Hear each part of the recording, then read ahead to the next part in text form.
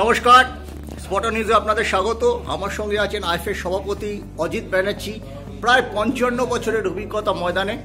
আমরা তার সাথে কথা বলবো পিয়ারলেস স্পোর্টস ক্লাব যে উদ্যোগ নিয়েছে ইউথ ডেভেলপমেন্টের সেই ব্যাপারটা, অঙ্কুরহাটিতে যে ক্যাম্প করতে চলেছে সেই ব্যাপারে।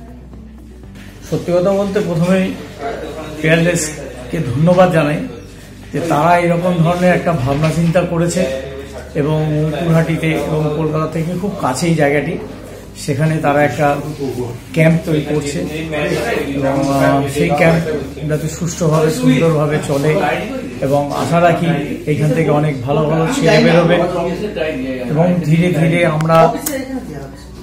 ধীরে আমরা এখান থেকে অনেক ছেলেকে পাবো যারা হয়তো ইন ফিউচারে আমরা বাংলাতেও খেলা দেখতে পাবো। তো আমি সবসময় আমার তরফ থেকে অন্তঃস্থল থেকে জানাই এরা প্রভৃতি উন্নতি করুক এবং ভালো ভালো ছেলে কালেক্ট করুক এবং এখান থেকে অনেক ছেলে বাংলাতে আসুক, বাংলার টিমে আসুক, বাংলা সন্তুষ্ট পেতে খেলুক, এসব চাই। একটু আগে আমি ইস্টবেঙ্গল মাঠ থেকে আসছি। দেবব্রত সরকার বলেছেন যে এই ক্যাম্প চড়তে ইস্টবেঙ্গল যে যদি কোনো সহায়তা পিয়ারলেসের পাশে দরকার হয় আমরা করব, এটা খুবই ভালো উদ্যোগ। দেবব্রত সরকারের এই যে উদারতা নিয়ে আপনি কি বলবেন?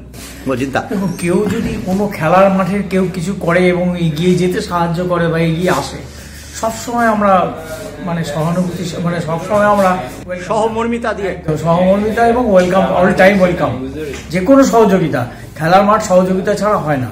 সহযোগিতা দরকার, সাহায্য দরকার, স্পোর্টিং মনোভাব দরকার, বন্ডিং দরকার নিজেদের মধ্যে। খুব ভালো, তারা যদি এগিয়ে আসে নিশ্চয়ই আনন্দিত হবে। নবীন মতো খেলোয়াড় খেলেছে পিয়ারলেসে 2018 আইএফএ প্রিমিয়ার লিগ, তারা চ্যাম্পিয়ন হয়েছে। বিশ্বজিৎ ভট্টাচার্য, শঙ্কর মৈত্র, সাবির আলীর মতো প্রসিদ্ধতা কোচরাও সেখানে কোচিং করিয়েছেন। একটা ঐতিহ্য আছে 1993 থেকে টানা, সে ফার্স্ট ডিভিশন হোক, সুপার ডিভিশন হোক, প্রিমিয়ার ডিভিশন হোক, কখনো নামিনি দলটা।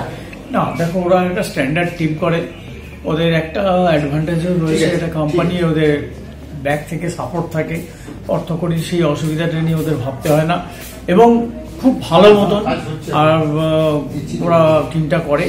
এবং তার সঙ্গে অসুবিধা নামটা আমি বলতে চাই, ও খুব ভীষণভাবে খাটাখাটনি করে এবং তার সাথেও এই কোম্পানির সমস্ত যারা আধিকারিক রয়েছেন তাদেরকেও আমি আমার ধন্যবাদ জানাবো যে ওরা ফুটবলটাকে এগিয়ে নিয়ে যাওয়ার জন্য তারা যে এই চিন্তাভাবনা অর্থাৎ যে ক্যাম্পটা করবে সেই চিন্তা ভাবনাটা করেছেন, তাদেরকেও ধন্যবাদ। এসকে রায় জন্ম শতবার্ষিকী আসছে, হয়তো ওনার নামে ভবিষ্যতে ওরা এই ক্যাম্পটা করতে চাইছেন।